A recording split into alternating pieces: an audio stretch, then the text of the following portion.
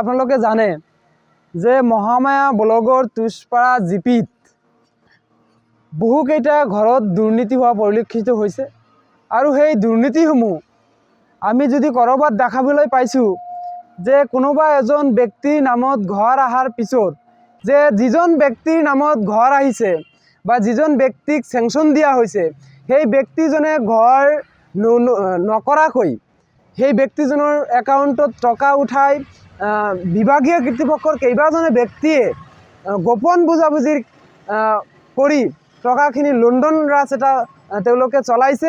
গতিকে আমি অসম সংখ্যালঘু সংগ্ৰাম পৰিষদে এটা দাবী উত্থাপন কৰিছোঁ, মহামায়া ব্লকত এটা তদন্ত হ'ব লাগে আৰু তদন্ত ক্ৰমে এই তুষপাৰা গাঁও পঞ্চায়তত আচলতে হৈছে কি আৰু কেনেকৈ ঘৰবিলাক দুৰ্নীতি কৰা হ'ল ঘৰত।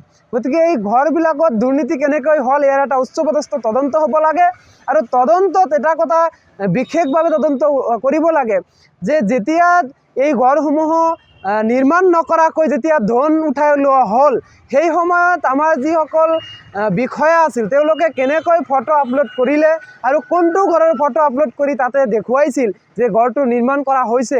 গতিকে ইয়াৰ ওপৰত এটা উচ্চপদস্থ এটা তদন্ত কৰিবলৈ আমি অসম সংখ্যালঘু সংগ্ৰাম পৰিষদে দাবী উত্থাপন কৰিছোঁ। এই যে সাধারণ এই যে হওয়াল একটা কোনো মতো করছে গরিব মানুষ সেই জন্য আমার ঘরটা হল না।